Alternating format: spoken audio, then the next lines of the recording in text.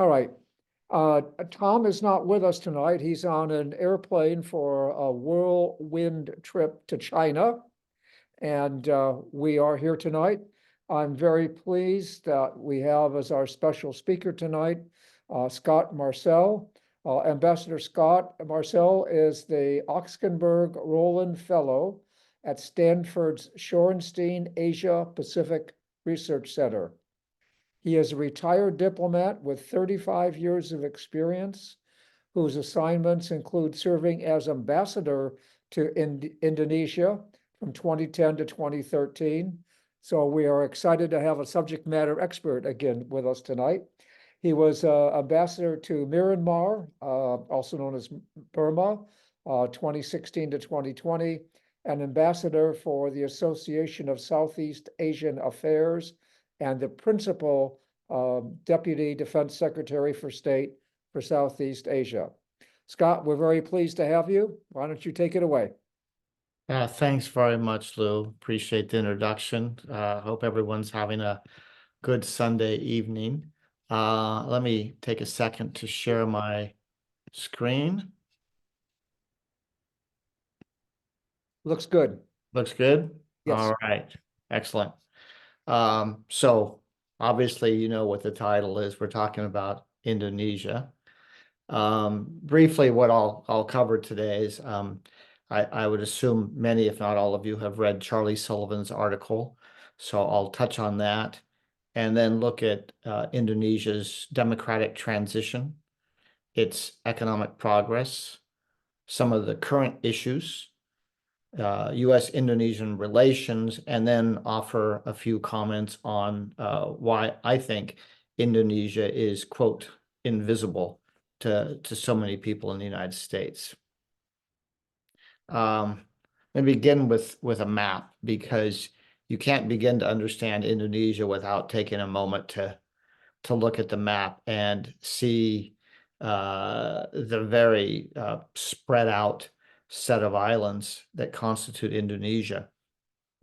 So from the northwest tip of the country up here in Aceh, which is pointing toward India, it's really bordering the Indian Ocean. From there to West Papua, which is on the western tip of the island of Papua New Guinea, or I should say Papua and West Papua, the western side of the island of Papua New Guinea, with Australia just south of it. That's a distance roughly equal to the continental United States, going from California to New York or Washington, D.C. So it's vast. And it's made up of 17,000 islands. Now, most of those islands aren't inhabited, and even a lot of them that are only have a small number of inhabitants. But even those islands that are heavily populated, there's a number of them, and you can just imagine trying to govern a place, let alone build infrastructure to connect a place that is an archipelago as opposed to a continent. Really difficult and an important challenge to keep in mind. The other point I would make is that the island of Java, right in sort of the center south of the country, with Jakarta the capital, is relatively small. I'm not sure what percentage of the landmass of the country it is, but it's relatively small. But it holds about 2/3 of the population of the country. So this is a really crowded area, and it's the island, and it's the economic and political powerhouse of the country. It's also the center of Javanese culture, which historically resulted in or produced a number of kingdoms that ruled over much of what's now Indonesia. And you can see this is the island of Borneo. Just above it is shared with Malaysia. So very interesting to see the dynamics there. Charlie Sullivan's Invisible Indonesia. I thought his chapter was actually really good. I don't know, I haven't met Charlie, but he did a very nice job, I think, of concisely and clearly summarizing a lot of what I think people need to know about Indonesia. A few things he didn't mention, or maybe that he mentioned but didn't emphasize perhaps as much as I would. One, the geography, which I've just spoken about. Two, the debate over Islam, which we'll talk about more in a little bit. But the debate over Islam has been ongoing since independence in 1947. Fundamentally, how important should Islam be, not so much as a religion, but as an element of governance in the country. And the third item that he perhaps didn't emphasize as much as I might is the history of separatism. Again, going back to that map, you have a lot of different ethnic groups that live in different parts of the country. And historically, there have been some centrifugal forces that have driven some of those ethnic groups to seek to separate and become independent. And that has driven a lot of Indonesia's politics and defense and national security interests for decades. And the last item I would mention that, of course, I wouldn't have expected Charlie Sullivan to note is just a very personal one, which is in the 7 countries my wife and I were fortunate enough to live in the Foreign Service. I mean, we liked them all. They were all fascinating, but I think Indonesia, we found the people absolutely the warmest and most gracious and friendly people that probably of any place we serve. So it's, if you've never had a chance to go to Indonesia, and you do have the opportunity, I would really encourage you to do so. Separate from the politics and the issues, just the people. It's really extraordinary. What's also extraordinary is Indonesia's democratic transition. When you look at Indonesian history after independence, independence was led by Sukarno, only one name, who led the independence movement against the Dutch, and then became president right after independence and ruled for about 20 years. And he was a powerful personality who really ruled through his personality, and was a very significant player. He was also a very aggressive nationalist who leaned towards socialism, and flirted a lot with the Communist Party of Indonesia. And so, things were pretty chaotic during his rule. Some of that's just inevitable when you have such a big country that's newly independent, that never really had been a country before.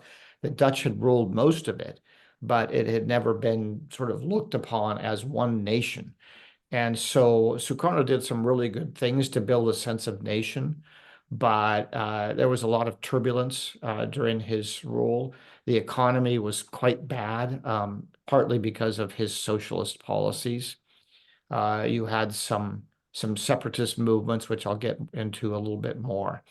And in the early 60s, Sukarno, he relied on elements in the military, some of the big Muslim groups, and also the Communist Party of Indonesia for support.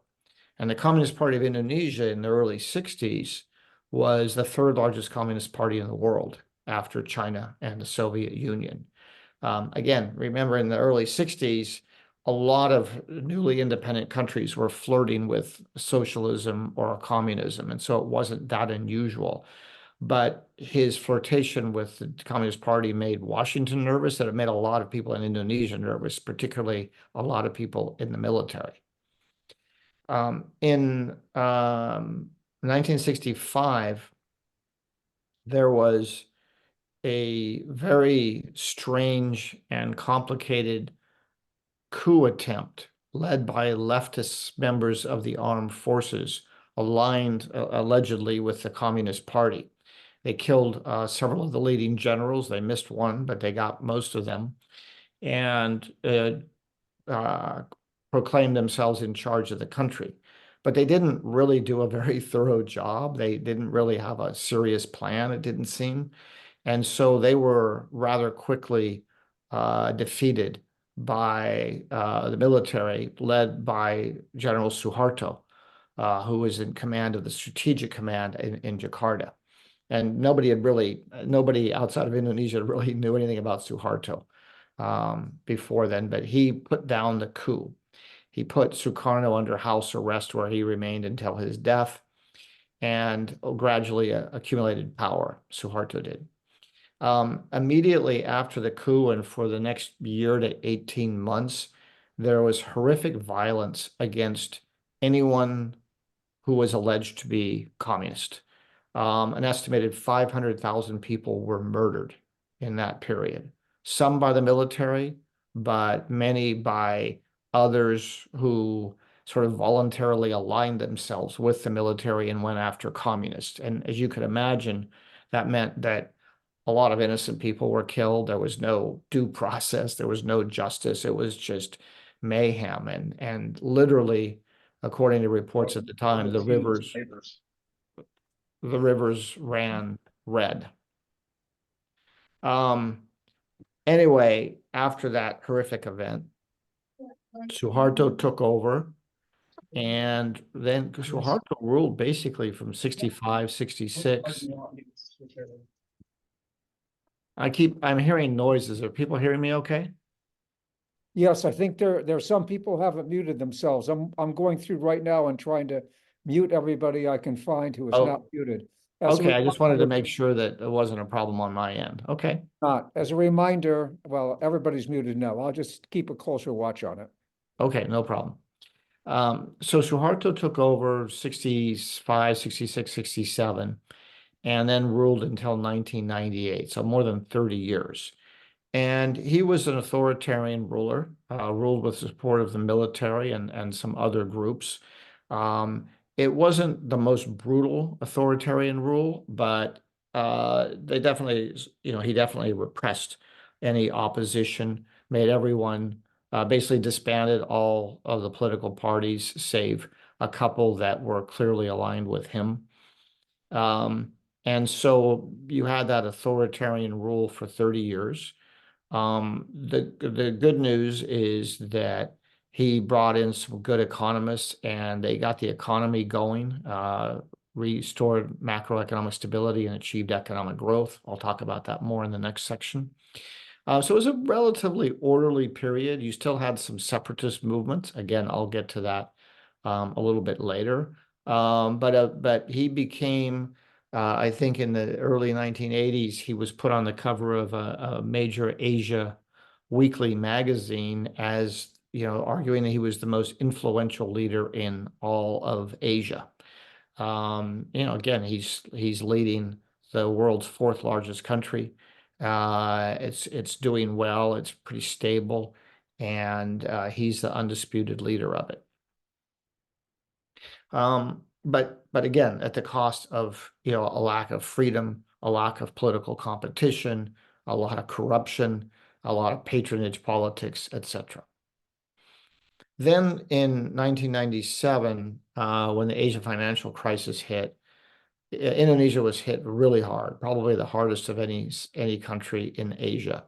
The economy fell some 20%, and that led to massive protests in the street, a lot of pressure on Suharto. Some of his former supporters moved away from him, and in the face of a lot of protests, eventually he agreed to resign from the presidency. That was in 1998. And then that ushered in a period of 4 or 5 years of transition and severe turbulence. So he gave way to his vice president, a guy named Habibie, who was an engineer, kind of an eccentric guy, who just passed away a few years ago. Very nice man, but rather eccentric, and someone who wasn't expected to be able to do much. And as I said, over the next 4 or 5 years, you had a lot of turbulence. You had the economic decline, which took a while to overcome. You had with Suharto's fall, you had suddenly kind of a power vacuum. And so some of the separatist movements that had existed became more severe, more intense. You had periods of communal violence between different ethnic groups at times. You had this coincided in 2001 with terrorist attacks, 2001, 2002, 2003, some horrific terrorist attacks, some really bloody conflict between Muslim and Christian populations in some of the islands in the eastern part of the country. In one Ambon, some 5,000 people were killed in a 1 year period. And it was a time when people really wondered if Indonesia would survive as a country. There were articles written that, is Indonesia the next Yugoslavia? In other words, will it fall apart?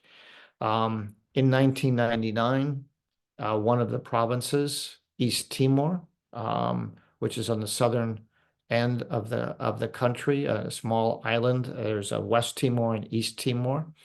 And Timor gained independence. East Timor gained independence in 1999, again, amid much bloodshed. So it was a really intense time. There were a lot of reforms, but the turbulence was so severe that people just didn't know how this place was going to turn out. Was it going to become the second front on the war on terrorism, which was a fear in Washington for a while?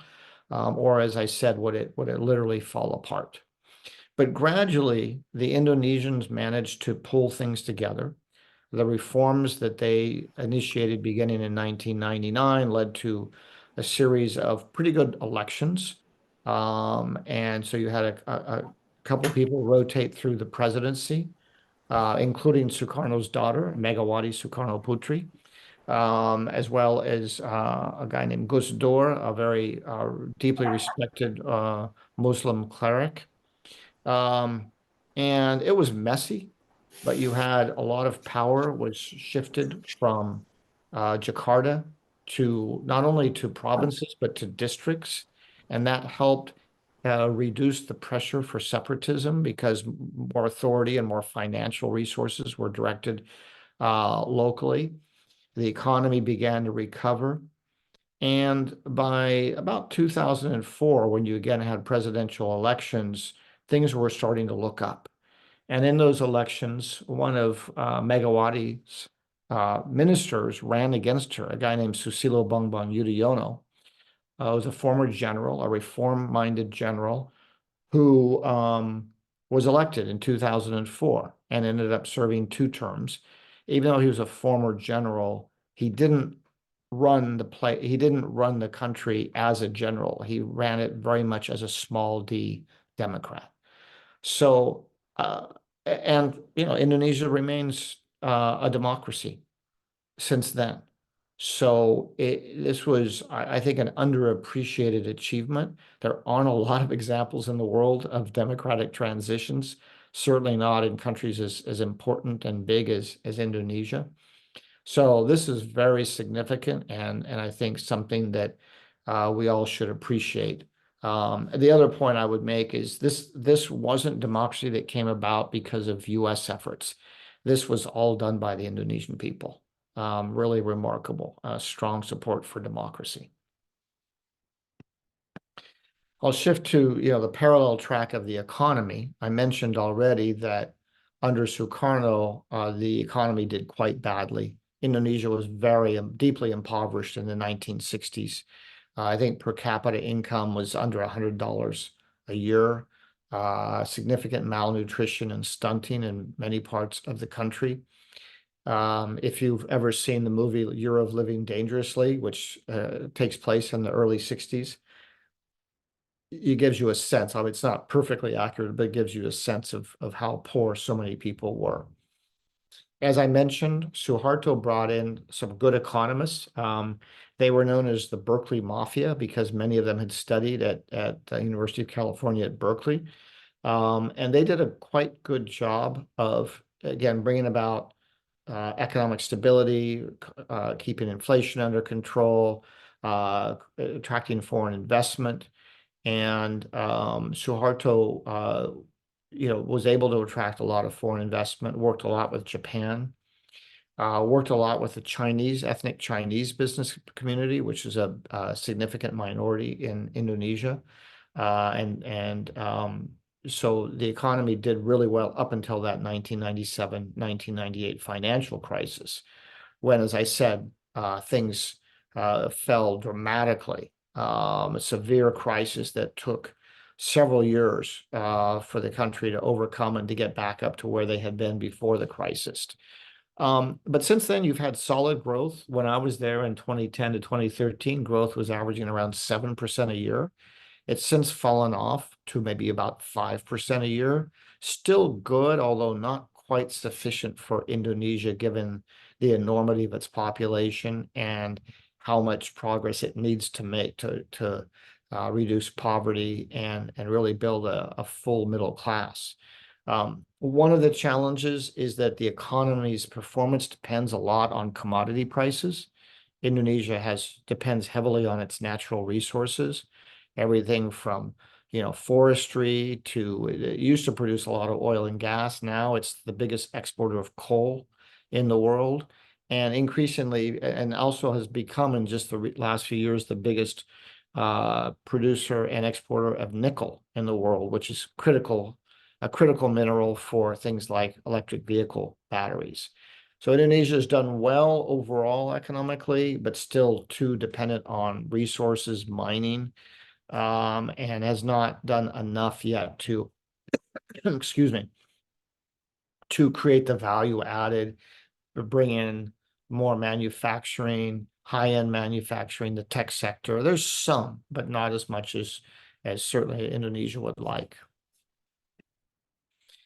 So what are the issues today? As I mentioned earlier, the role of Islam and the minority religions. About 87% of the population follows Islam.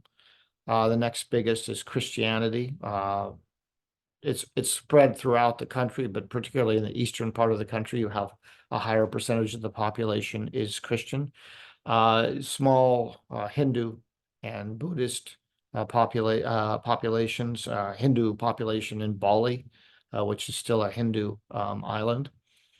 But at independence, you had a group of people who wanted the Constitution to make it clear that Indonesia would be an Islamic republic. And you had a number of people, both Muslims and non-Muslims, who didn't like that idea. They thought it would be too divisive and might drive the Christians away. And some of the Muslim clerics just didn't believe that Islam should be politicized and used by the state. So in the end, Sukarno came up with a compromise where he came up with the idea of Panchasila, which is a group of 5 provisions or guidelines really for the country. One of which is that Indonesians would live in a country under one God. But he didn't say what God. He didn't say it would be under Allah or any other God. So it's just under God. In other words, if you follow a religion that believes in one God, that's good enough. And that satisfied most people, but you had an element of the of Muslim clerics and others who didn't want that. They wanted Indonesia to be an Islamic republic. And off and on since then, you've had debates about that. And the role of Islam was still a big deal in recent elections, with some people pushing a more Islamist line, wanting Sharia law and the like. So far, it's been a minority, but it's still out there, and as a factor. And overall, I would say Indonesians are remarkably, even the very many who are quite pious Muslims, generally follow a very tolerant approach toward Islam. It's what experts would call syncretic form of Islam, where it mixes in some traditional Javanese and other beliefs. So it's quite different than the Islam in Saudi Arabia. Not in terms of the Quran that they follow, but in terms of just daily practices. Anyway, that remains an issue. The second one is concerns over the last several years that Indonesia might be moving backwards on democracy. Even though they've had elected presidents and elected parliaments, independent press and the like, the last president, President Joko Widodo, widely known as Jokowi, who's just leaving office in the next month or two, has held the seat for 10 years. He's a good guy, but he was all very focused on the economy, and he was willing to make some compromises to get what he wanted on the economy, and that included, in some ways, weakening democracy by outlawing certain groups. He outlawed some hardline Islamic groups. He allowed Parliament to pass legislation that really crippled the very important anti-corruption commission. So there's been nervousness, and he's brought more military people into government. So this has all made people nervous. And then there were just elections held a month ago, which I'll talk about on the next slide. Other issues, elite rule. And what I mean by that is even when Suharto fell, it wasn't a revolution in 1998. So the people who are running things, other than Suharto himself, are still pretty much running things. Even Suharto's old political party, Golkar, remains a very important political party. So there was no really change in the elite. And that elite is, for the most part, deeply involved in corruption. And there's really no accountability or very limited accountability. I mentioned the Anti-Corruption Commission, which had been very powerful and had huge public support when I was there. It's been weakened. And it's been weakened because the police and parliament didn't like it because it put too many police and parliamentarians in prison. So they basically weakened it. So that's a challenge. On the economy, same issues as a lot of countries. People complaining about lack of opportunity, income inequality, and the damage that the type of economy Indonesia has is doing to the environment, particularly mining. If you look at nickel mining now, which has become really big, all kinds of environmental issues surrounding that. Indonesia has some of the world's biggest tropical rainforests. I think second or third biggest after the Amazon and maybe the Congo in the world. And they suffer from being cut down, burned as people clearing land for either for themselves or sometimes it's big corporations clearing land, and that causes a lot of upset in the population. And the last issue is the Jokowi's efforts to move the capital from Jakarta to a place that he's calling Nusantara on the island of Borneo, in the eastern part of the island of Borneo. It's a very controversial move. In some ways, it makes a lot of sense because Jakarta is literally sinking. It's right on the coast, right on at sea level. Sea level is rising, we all know. And Jakarta is actually sinking as people pump groundwater out for their daily use. It's also incredibly crowded with horrific traffic and the like. So there's reason to move it. But the controversy is, how efficient and effective is the building of the new capital going to be? How much is going to get lost in corruption? How much is it going to cost? Who's going to pay for it? All those sorts of things. Imagine if we tried to build a new capital, what a controversy that would be. So those are some of the things Indonesia is dealing with now. The elections that were held just over a month ago. There were three candidates: Prabowo Subianto, a former general, and by the way, Suharto's former son-in-law. Prabowo was actually dishonorably discharged from the Indonesian military for human rights violations back around, I can't remember the exact year, 2020, 2000 or 2002, I can't remember. He had run twice against Jokowi, President Widodo, in 2014 and 2019 and barely lost. So he was one candidate. a gentleman named Anis Basweden, who's got a PhD from Northern Illinois University, was an educator for a long time, very bright guy, who, when he got into politics about a decade ago, followed the Islamist route. And then sort of the mainstream candidate, a guy named Ganjar Pranowo, who I never met. He wasn't prominent when I was there. He ran in the PDIP party, which is the party of Megawati, Sukarno's daughter, and was the party of Jokowi.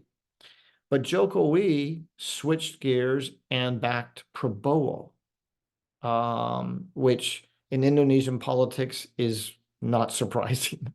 It makes no sense from a US perspective, but he had already made Prabowo his defense minister, even though they were pretty strong rivals. And he backed Prabowo against Ganjar over the objections of Megawati. And Prabowo, not coincidentally, picked Jokowi's son to be his vice presidential running mate. Now, to make it even more interesting, Jokowi's son under the Constitution is too young to be president or vice president. You have to be 40 and he's 36. So this issue went to the Constitutional Court, and the Constitutional Court said, yeah, the Constitution says 40, but since he's been a mayor already of a city, he's got enough experience. So in this case, we'll let him go. He can go ahead and be eligible to be vice president. Now, the kicker is that the head of the Constitutional Court was Jokowi's brother-in-law. So you can imagine there's just huge controversy over this in Indonesia. But nonetheless, that's that decision stood, and the elections were held, and Prabowo won well over 50% of the vote. You have to win 50% of the vote, or else there's a runoff. He won well over 50% of the vote. In fact, I think the official results were just announced a day or two ago. So Prabowo is going to be the new president, effective. I can't remember when he takes off. It's May or June, I believe. And there's lots of concerns about him because of his human rights record. He was from the Islamist wing of the military, so he's flirted with Islamism, human rights record. He's been pretty outspokenly unenthusiastic about democracy. So there's real concerns that he is going to disregard human rights and maybe try to move the country in a more authoritarian way. So we'll have to wait and see. I guess I've already covered a lot of this slide. And Prabowo's platform was basically Jokowi, the outgoing president, has been very popular. I think his approval ratings are in the 70% plus range. So Prabowo basically said, elect me, I'm going to continue Jokowi's policies. In fact, I've been working for him, so you can see, and I'm bringing his son with me as my vice presidential candidate. And then Prabowo also, because he's got a very checkered past, and because he is, particularly by Indonesian standards, seen as a rather cold human being, not a warm, fuzzy guy at all.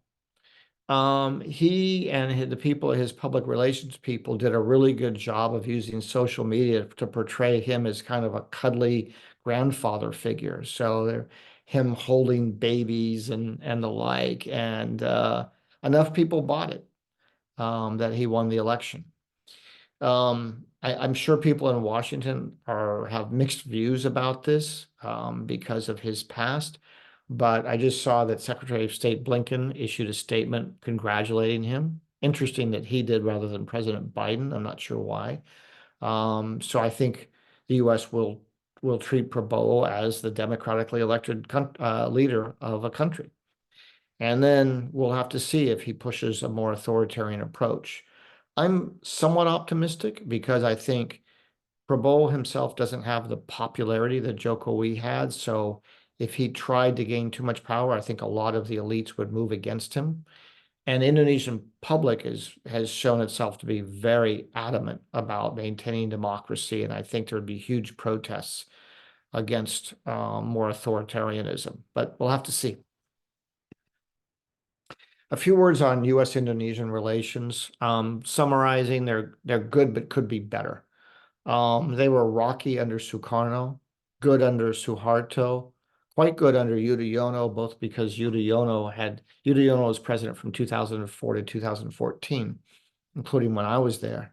Because Yudhoyono had lived and trained in the military in the United States quite a bit, and because President Obama, who was president here during much of that time, had lived in Indonesia as a child for several years. And so the Indonesians adored Obama. So those relations were quite good. Under Jokowi, they've been fine, but Jokowi is clearly leaned toward China. Why? Because Jokowi's goal was to build infrastructure, and the Chinese could help him, and we couldn't, pretty simply. So he's leaned more toward China.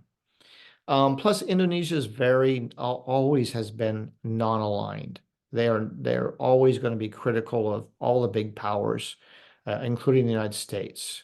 We have good security ties, good military ties with Indonesia, but the economic commercial ties have not been great. It's a little bit weak on trade and investment. Indonesia's practices a fair amount of protectionism. And you'll see up here the words JETP. That's the Just Energy Transition Partnership, where President Biden and President Jokowi and Japanese Prime Minister Kishida signed an agreement about a year and a half ago, whereby the G7 countries, led by the US, would provide up to $20 billion of financing for Indonesia to transition toward cleaner energy. And so far, it's been a pretty massive failure. And that's created some bad feelings on both sides. It's not dead yet, but so far, it's not good. And then the Indonesians are unhappy more recently that President Biden skipped going to Jakarta for the annual ASEAN meeting chaired by Indonesia. And they're very unhappy over Gaza. Not surprisingly, Indonesians are very pro-Palestine. They're not hostile to Israel, but very pro-Palestine. And there's even an Indonesian hospital in Gaza that's been heavily damaged by Israeli attacks. So the Indonesians are very unhappy over our support for Israel, which obviously hinders our relationship with them. And then last, we'll have to see what happens with Prabowo. Is he going to lean toward us? Is he going to lean toward China? Is he going to do none of those? We don't know. So we'll have to see. And I'll finish with just a few thoughts on why I think Indonesia is invisible to Americans. One reason is there's no dramatic history or history of major U.S. involvement compared certainly to Vietnam, but even Thailand and the Philippines, where we've historically been deeply involved, just haven't had that interaction. So there isn't a generation of people whose lives in America were shaped in any way by Indonesia. Second, there's a quite small Indonesian diaspora population in the United States. I mean, there's a ton of Vietnamese restaurants and Thai restaurants and the like. Good luck finding an Indonesian one, right? There just aren't very many Indonesians here. Indonesia is not much in the news here. Some of that's because our news does such an appalling job of covering the world, but also because there haven't been major crises or disasters in Indonesia, which is great, but it means it's not getting that much news. There's no really dynamic leader. There's no, Vladimir Zelensky or anybody else who might capture people's imagination. You don't have a big business constituency because of the limited business relationship. And even for the US government, Indonesia, important as it is, has not generally been a priority. Even in Southeast Asia, we've tended to focus more on Singapore, Vietnam, and recently the Philippines, and a little bit less on Indonesia. And that's partly because engaging with Indonesia is a long and sometimes frustrating process. You don't get any, you can't go to the Secretary of State and say, hey, if you go to Indonesia, you'll get all these things accomplished in a week. Probably you're not. It just doesn't work that way with Indonesia. So it tends to be a slightly lower priority for the US government. And I think all of those things, and no doubt other factors, mean that Americans don't know about Indonesia, sadly, because it is such a wonderful country. Let me stop there. I will stop sharing my slides, my screen, excuse me. Hmm. All right. And let's see, questions. Go to the chat. First question, are there any issues between Sunni and Shia in Indonesia? Not much, partly because it's overwhelmingly Sunni population. There's a very small Shia population. They do feel discriminated against. There's arguably more discrimination against minority groups within Islam than there is between Muslim and non-Muslim groups.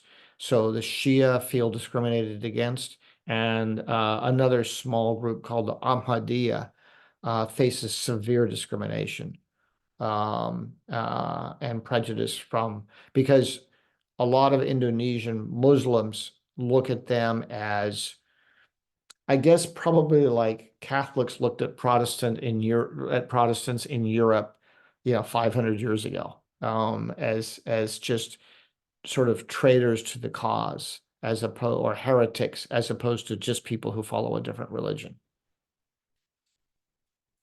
Uh, what sort of challenges did you face as the ambassador when you were there for your tour of duty?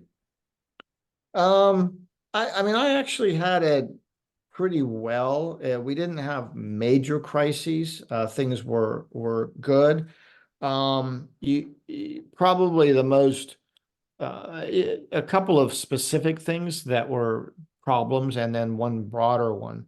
The specifics were first we had the WikiLeaks scandal, where all these um, official telegrams from U.S. embassies around the world were leaked to the press, and some of them were about Indonesia from my predecessors, and some of them were rather embarrassing to President Yudhoyono. So the Indonesians weren't very happy about that. I don't think the public as a whole was all that upset, but the government was pretty upset. So the foreign minister dutifully called me in, and very politely protested. And then, we went in front of the press and talked about it. And I, was, had to kind of bow and nod a little bit, but it wasn't too bad. The other thing was, we all know about the Benghazi violence in 2011 when Americans were killed, including our ambassador to Libya. But what set that off really was a film that had been produced in Los Angeles that really was very insulting toward the Prophet Muhammad, and infuriated many Muslims around the world who didn't understand why the U.S. allowed that film to make the rounds. And we didn't have the situation, obviously, that they had in Libya, but there were big protests in Egypt, Pakistan, and we had pretty big protests in at our embassy, thousands of people, some Molotov cocktails, and so on. But again, that sort of cooled off relatively quickly. I think the biggest challenge we probably faced was the concern a lot of Indonesians had that Americans hated Islam and hated Muslims. Remember, this is, 8, 9 years after, we got into the global war on terror. And we remember that from 9/11 and the like. But for a lot of people in Indonesia, what they heard was a lot of anti-Muslim sentiment in the United States. They saw that it was harder to get a visa, and that when they did travel to the US, they got hauled into secondary, particularly if they were a young Muslim man. And so trying to, win the public relations battle and convince Indonesian people that we didn't hate Islam and that we wanted to work with them was probably the biggest challenge we faced. Okay, you have a couple questions in the chat. Okay, let's see. Will Indonesia ever take a more important role in U.S. politics, economics? I don't know. I don't know. What what countries do we pay a lot of attention to? Russia, China, Israel, maybe Ukraine for the moment, sometimes the Europeans. We don't, I don't know, but I think even in Southeast Asia, to get attention in Washington, at least, you've got to really work hard to get it because there's so much going on that officials, policymakers, elected officials, they don't have time to go search out sort of quiet countries that aren't saying much. And then among the Southeast Asians, the Singaporeans and the Vietnamese are not quiet. They're very active. They're all over the place, knocking on doors. Indonesians aren't. So maybe if that changes, that would have to be a factor. Or if Indonesia's economy continues to grow, it's now, I think, the 16th largest economy in the world. With the population that it has, if it becomes, in the top 10 and our economic relations improve, then that could be significant. Um, on foreign policy, I don't think we're ever going to see eye to eye. We don't have hostility at all, but they're never going to be close partners, I think. So I wouldn't expect it to be taking on a more important role, sadly. But you never know. Let's see, there's a question here. Has China courted a closer relationship with Indonesia? Absolutely. Chinese have been all over Indonesia and all over Southeast Asia in general. They show up constantly at high levels, engage, and they bring money. The money may not always be tied to great projects, but they bring money. So yeah, they're very active and very persistent. Um, so they're the biggest trading partner for Indonesia. I think there's not yet the biggest investor, but they're becoming one of the biggest investors. They probably have better access than most countries. At the same time, there's some wariness toward China and Indonesia, not because people are fundamentally anti-Chinese, maybe some are, but a lot of people don't like the quality of Chinese investments. A lot of environmental damage, a sense that they're being flooded with cheap Chinese products that are hurting their businesses, those sorts of things. So they're courting Indonesia, but I don't worry that Indonesia is going to, align itself with China. That it's not in Indonesia's DNA to align itself with any major power. Let's see. The book describing Krakatoa's eruption in 1883. I did read that book too. It's a great book. Indonesia was suggested at that time, Indonesia was primarily animist. That changed when one man did the Hajj. His conscience raised. He returned to Indonesia and influenced others. He blamed Krakatoa's devastation on the influence of the Dutch colonialists who until then ran everything. Please comment about the origins of Islam. Well, I read that book, but I don't recall that passage. I don't doubt that it was in there. I mean, Islam really entered Indonesia, starting probably in the 15th, 16th centuries. It came through Arab traders, just as it spread to Malaysia and the southern Philippines and southern Thailand. So it was gradual. It started in Aceh in the northwest and gradually moved east, which is why you have a higher proportion of the population that's Muslim in the west. And as you go further east, it's a smaller proportion. So Islam gradually became the dominant religion in Indonesia over a few centuries. Um, but again, because it's far from Mecca and the practice of Islam in Saudi Arabia and places like that, I don't want to say it was diluted because I think my Muslim friends in Indonesia wouldn't like that, but they would say people still follow it, but they do also still pay attention to their own more traditional heritage. One of the ministers who I knew quite well said, "Well, I'm a Muslim, but I'm also Javanese."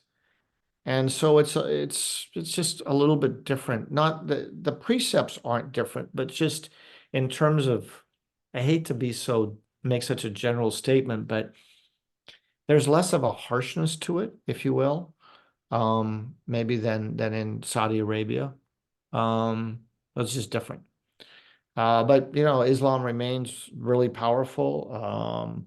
Islamic boarding schools are where a lot of people go to get education, and they're very influential. So you know, it's something people are really proud of. And I think it's a great example of um, people used to say Indonesia's proof that you can be Muslim and democratic. I never liked that phrase because it sounded to me like we doubted that Muslims could favor democracy. I've never felt that. Um, but it is just, you know, again, for people who've maybe only been exposed to Islam in the Middle East, I think you'd find that its influence on society is different in Indonesia than it is in the Middle East, even if the fundamental practices are the same. Let's see. What's happening with the role of dress codes for women? Malays across the strait share a lot, but women have abandoned traditional dress for an Arab-like, but perhaps more flowery, more important women opportunities. Yeah, it's interesting. Traditionally, I think in Malaysia, and I shouldn't say traditionally, but in the 50s, 60s, 70s, and most of the Muslim world, you go to Iran or Egypt and Malaysia, Indonesia, a lot fewer, lot smaller percentage of women wore headscarves and the like. In Indonesia, more women are wearing headscarves now. You see a small number of people wearing burqas, but quite small. It's a very small percentage of the population. But you know, often very fashionable and colorful. Some people visiting from the US would get nervous because they'd see more women wearing headscarves. That's just to me that who cares? Wear a headscarf, don't wear a headscarf, doesn't matter to me. Um, but I think more importantly, women play a significant role publicly in public life, in politics. You have a lot of women members of parliament. Some of the most powerful ministers are women. A lot of women in business, education. Certainly, um, I think I'm not sure it ranks quite up with Vietnam and the Philippines, where women are probably even slightly stronger presence, but it's pretty close. Um, Pretty close, I would say. So a lot of opportunities for women. In fact, even I don't know that now, but when I was there, some of the political parties, you know, basically had a requirement that you had to have a certain percentage of your candidates for parliament had to be women. And at that time, Indonesia had about the same percentage of women in parliament as we did. I don't know what the numbers are now. To your point about lack of information about the rest of the world, I agree. What sources do you rely on? Um, I mean, you know, there's so many. The trouble is now there's so many sources. You're trying to decide among them. I tend to still follow Southeast Asia more closely because I'm still working in it. And believe it or not, I follow a lot of scholars and think tankers and authors on Twitter, just because it's the convenient place for them to put all their articles. So I read a lot that way. And then I just try to follow, you know, BBC, Al Jazeera, and others, so I'm not just getting, you know, CNN or Fox News or whatever, international news, which is, as you know, very limited. But it's hard. You know, there's some, if you're interested in Southeast Asia, there's an online journal called The Diplomat that's quite good, that sort of thing. But I find following the, not the politicians, but people who write about and comment on Southeast Asia, following them on Twitter, I end up seeing most of the articles, I think, that I want to read. Need to be Arab, like to be Muslim. There are some people in Indonesia who are arguing that, if you're not really a true Muslim if you're not practicing it the way it's practiced in Mecca, in Saudi Arabia. That's a minority of people feel that way, and they've tried to, like anywhere, the hardliners who try to push their views on others, but it's still, I think, a small minority. I think most people in Indonesia are very proud to be Indonesian, as well as Muslims, and don't feel the need to, and don't want to be, like the Saudis or the Kuwaitis. Social issues, gender equality, abortion, same-sex marriage. I talked a little bit about gender equality already. I think it's pretty good, of the places I've been in the world. Abortion, I never heard that discussed in Indonesia. So I don't know. I never once heard it talked about. So I don't even know what's possible there. Um, Same-sex marriage. I believe it's banned. But here's the thing about Indonesians. Um, and this is true of a lot of these social things. They're generally socially relatively conservative, but they're also quite tolerant. And so my personal sense of Indonesians was they didn't really care a lot what you did at home in your privacy. But if you put a microphone and a camera in front of them and ask them, do you support same-sex marriage? They're probably going to say no. Whether, just for social, because of social pressure, or maybe that's what they believe. But are they going to fuss about it, make a big deal about it? No, I knew plenty of gay people in Indonesia who were out openly gay, and, no big deal. So, it's not perfect anywhere, but I didn't think that was a big problem. Let's see. Please tell us a little bit about what it's like to be an ambassador. It's great. Um, so many ways I could cover this. You know, when you're the ambassador, you have a couple roles. One, obviously, you're representing in theory, you're representing the president, you're representing the American government, the American people to the country. So that means that everything you do and say, um, you got to be on. You got to have your game face on all the time, even when you're theoretically not working. Um, and I say that not as a complaint, that's just a reality. You're always, on your off hours, on, Saturday mornings or Monday midday, whatever, it doesn't matter. You always representing America. It's an honor. It really feels like an honor, when you're doing it. And so something I really enjoyed. But you're also leading a team, right? In my case, in Indonesia, I think we had about 1,000 employees at our embassy and consulates. Maybe 200 Americans and 700 or 800 Indonesians. And so, like any organization, it's about leading that team, having a vision. What are we trying to do? Trying to make, worrying about morale and, productivity and getting things done, and presenting a good face both to the Indonesian public, but also to the American citizens who we serve. Um, Reporting back to Washington about what's happening, what are the issues, where do things stand, what did the foreign minister tell you in the morning? Um, Traveling around the country a lot, both to learn about it and understand it better, but also to, again, represent America and try to show, the positive side of America as much as possible. So it's a little bit like being, it's like being the president of a small company, and also a bit of a politician. And I've never wanted to be a politician, and I still don't want to be a politician, but in the sense of, having to be on and engaging with the public all the time.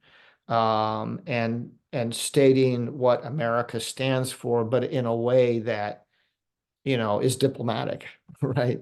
So that you're hopefully not alienating people. And it's, as I said, it's a privilege, it's an honor, it's a busy, definitely full-time job. Um, and it's extremely meaningful. How did you happen to uh, have such a focus on Southeast Asia in your career? Purely by accident.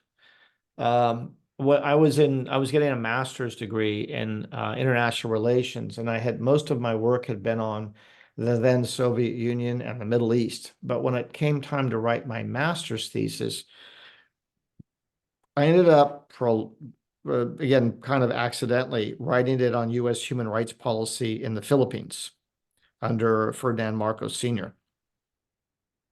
And so when I joined the Foreign Service, there were some jobs in Manila that were available. And I said, and people didn't really want to go there for some variety of reasons, with a particular having to do with the specific job rather than the country. So when I volunteered to go, they said, "Oh, here we got an idiot who's willing to go there, so we'll give it to him." And then I really enjoyed that. I was there when Marcos fell. It was a pretty exciting time. And then after a couple of years in Brazil, I decided I'd like to go back to Southeast Asia. And there was a job opening working on Vietnam, Laos, and Cambodia in Washington at the State Department. And I was able to get that partly because they saw that I had worked in Southeast Asia before. And then from there, I went out to Hanoi, and then I went to Hong Kong, and by then I was an Asia hand. And all the people in the State Department who handled Asia knew me. And so it was, easier to get jobs there. I liked the work. I liked the place. And so I ventured away. I went to, as I said, Brazil for a few years, went to Turkey for a few years, but kept coming back. So pretty unplanned, it just worked out that way. Let's see. What's the best way to see Java, Sumatra, Bali? Train, boat, small tour. I recall some Indonesian could likely get some back. What's the best way to see Java, Sumatra, Bali? Um, I took a lot of small trips. I was usually, I was there for 3 years, so I would tend to fly to place X and then fly back. So I'm probably not the best tour guide. Just because of the way the country's built. I mean, you can take trains in Java. They're pretty good. To Bali, well, I suppose you can take a boat from Eastern Java, but flying's the easiest. And then Sumatra, same thing, flying. It's really the easiest way.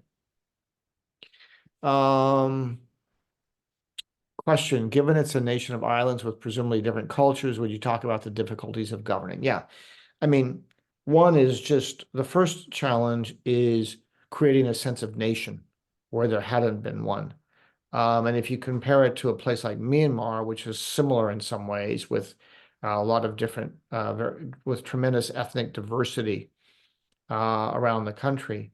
In Indonesia, Sukarno and Muhammad Hatta, who was his first vice president and one of the co-founders of the country, they did two really smart things. When they founded the Indonesia National Party, which was advocating for independence in the 20s and 30s, they made a point of inviting in people from all over the country. So it wasn't a Javanese-based party.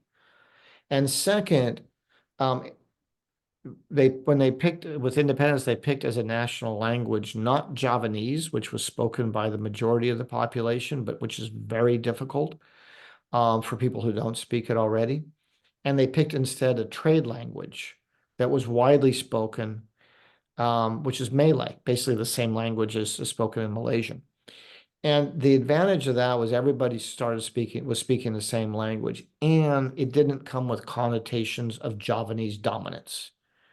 Unlike in Myanmar, where the Burmese military and Burma politicians basically said, hey, everybody should speak Burmese. So it reinforced the feelings among ethnic minorities that we're going to be dominated by this majority culture. So they did that pretty well, and I think there is overall a pretty strong sense of nationhood. But then you have just the practical logistical challenges. You know, you can't just drive or take a truck or a train from among these places. You've kind of got to fly. There's boats, but it's not that convenient. You need really good ports and a really efficient shipping and ferry service, which for the most part they don't have. Um, and you know, communications is now pretty good. It's much better than it used to be, but it's just the logistics of bringing of making it easy for people in one, you know, community to interact and do business with another one's really hard.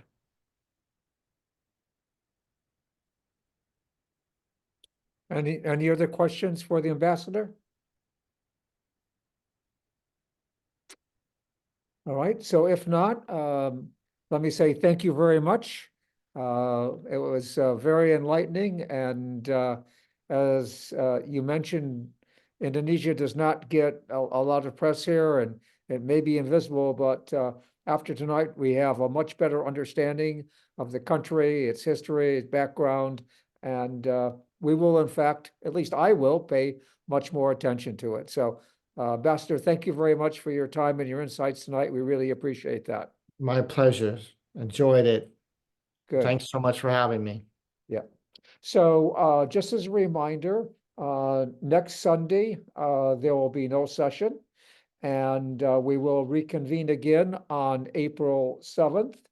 At that time, the subject will be the High Seas Treaty and other efforts to preserve oceans as part of the global commons, which are really critical to all of us and becoming more so. Our speaker that night is going to be Rob Dunbar, who teaches ocean science at Stanford and is a senior fellow in the Woods Institute for the Environment.